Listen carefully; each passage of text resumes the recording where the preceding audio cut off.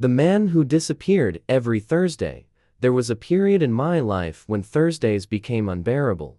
Not because anything dramatic happened on Thursdays specifically, but because of a man named Leonard Weiss, my colleague, my closest friend for nearly 7 years, and eventually, the greatest mystery I have ever encountered.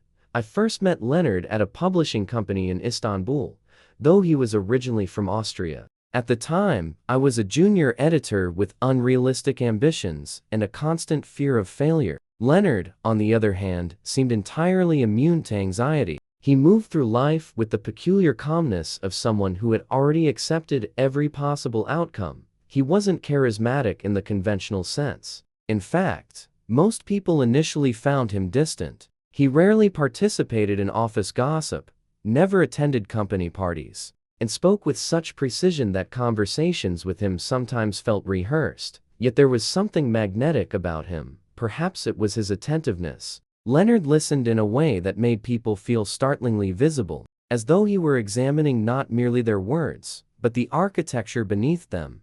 Within months, we developed an unlikely friendship. Every morning, without fail, we met at the same cafe before work. He drank black coffee without sugar. I ordered increasingly complicated beverages that he openly mocked. One day, he told me once, staring at my caramel-flavored monstrosity, "You will accidentally consume a candle."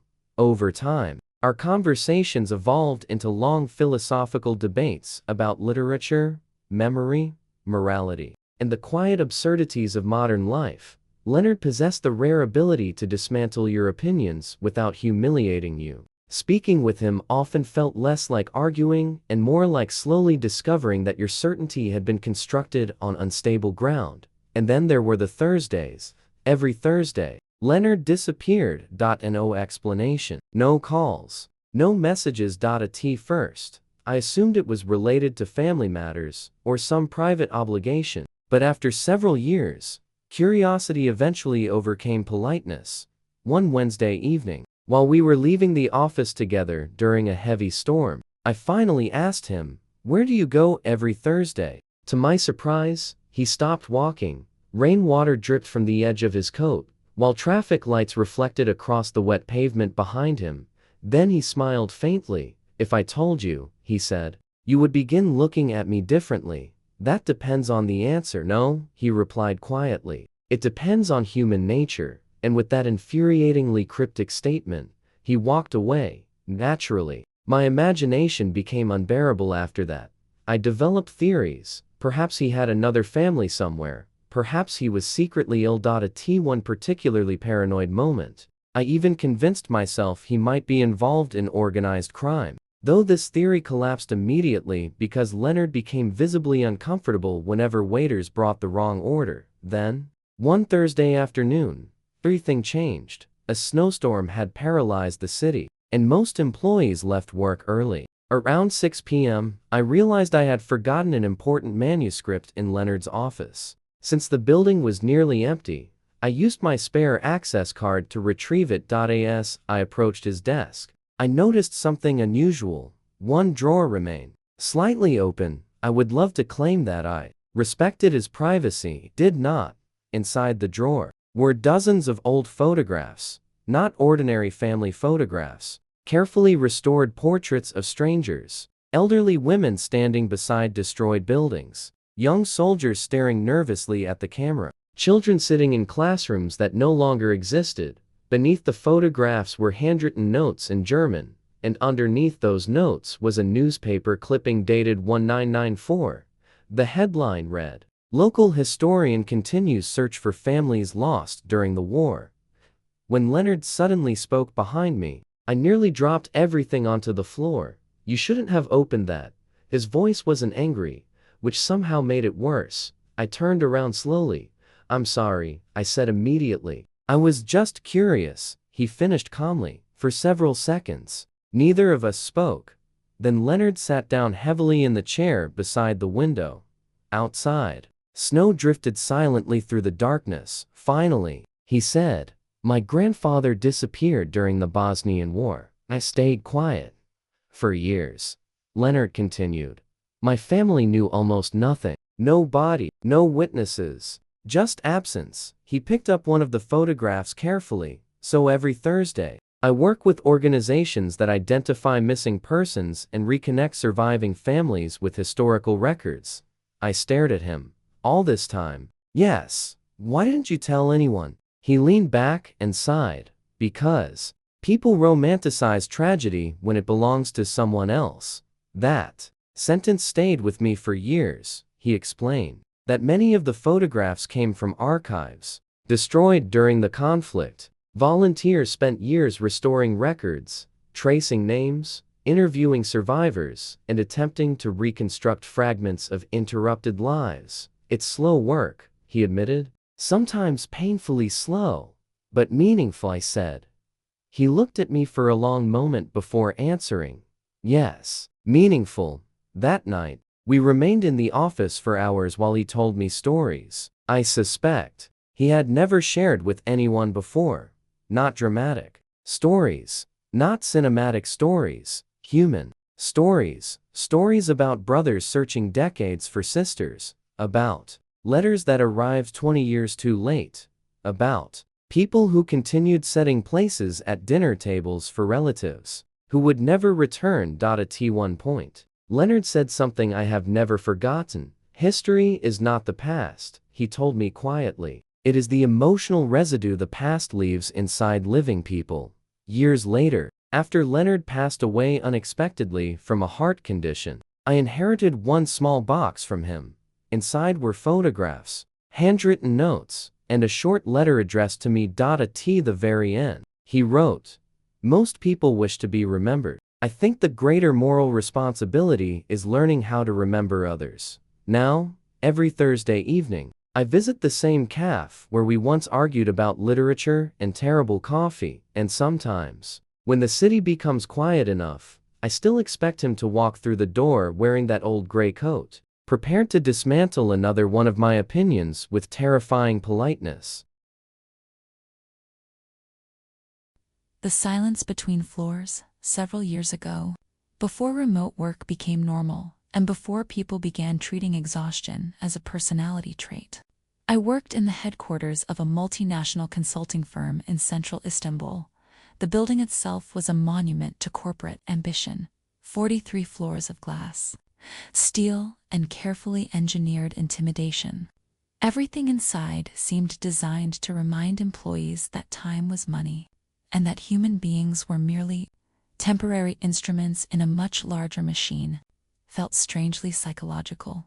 They moved almost silently, ascending with such unnatural smoothness that first-time visitors often looked disoriented when the doors opened. During my first month there, I remember thinking that the building didn't merely transport people vertically, it absorbed them at the time. I was 29 years old and catastrophically devoted to my career. I slept badly, answered emails at absurd hours, and measured my self-worth almost entirely through productivity. Whenever older relatives warned me about burnout, I dismissed them internally as people who simply lacked ambition. Then I met Elias. Officially, Elias worked as the night maintenance supervisor. Unofficially, he became the most perceptive person I have ever known. We first spoke at around 2 a.m. on a Tuesday. I had remained in the office preparing a presentation for a client whose expectations changed so frequently that satisfying him felt comparable to negotiating with weather patterns. By midnight, most employees had left. By 1 o'clock, the building felt almost post-apocalyptic rows of dark computer screens, abandoned coffee cups, and the low electrical hum of machines still processing invisible tasks. At some point, I realized the vending machine near my office had malfunctioned and stolen my money. Exhausted and irrationally offended, I kicked the machine lightly. A voice behind me said, "You know, in my experience, machines rarely respond well to violence." I turned around and saw an older man pushing a maintenance cart. He looked completely unremarkable at first glance. Gray hair, tired eyes, slightly wrinkled uniform, yet there was something unusually composed about him. "I wasn't trying to hurt it," I muttered. "Of course not," he replied. You were negotiating emotionally. That was my first conversation with Elias. Over the following months, we developed a peculiar routine. Whenever I stayed late, which was increasingly often, I would eventually encounter him somewhere in the building, repairing lights, adjusting air conditioning panels, or quietly drinking tea near the service elevators. And somehow, despite our radically different lives, our conversations became the most intellectually honest moments of my week. Unlike most people in the office, Elias seemed entirely uninterested in status. He never asked what my position was, never cared which clients I managed, never performed the exhausting social rituals that dominated corporate culture. Instead, he asked unsettling questions. Why do ambitious people always look frightened? Do you enjoy your work, or merely the identity it provides? If success arrives but you remain permanently anxious, what exactly have you won? At first, I found these conversations mildly irritating, not because he was wrong, but because he articulated thoughts I spent enormous energy trying to suppress. One evening, after a particularly humiliating meeting with senior management, I found Elias repairing a flickering light in an empty conference room. Without warning, I admitted, "I think I'm becoming someone I don't like." He continued working quietly for several seconds before answering. "That happens gradually," he said. "Otherwise people would notice." I laughed despite myself. Then I asked him something I had wondered for months. "How did you become so good at reading people?" For the first time since I had known him, Elias hesitated. Finally, he sat down across from me. "For 30 years, he said carefully. "I was a psychiatrist." I genuinely thought he was joking. "You?" "Yes." He smiled faintly. "Life, eventually, over many conversations, I learned fragments of his story.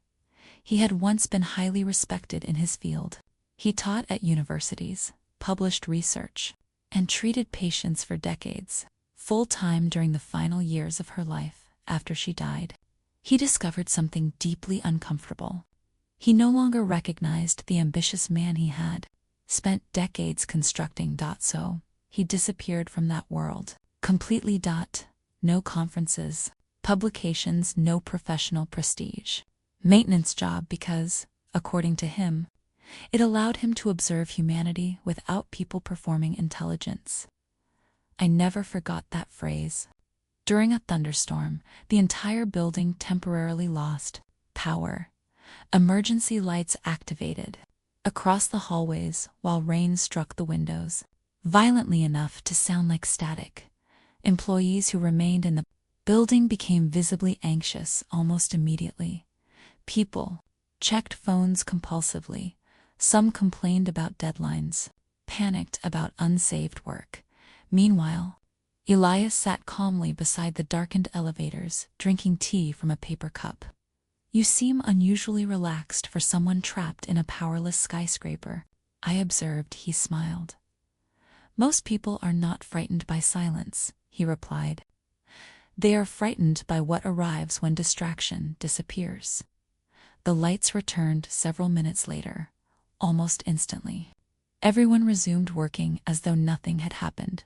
Emails, phone, calls, presentations, deadlines.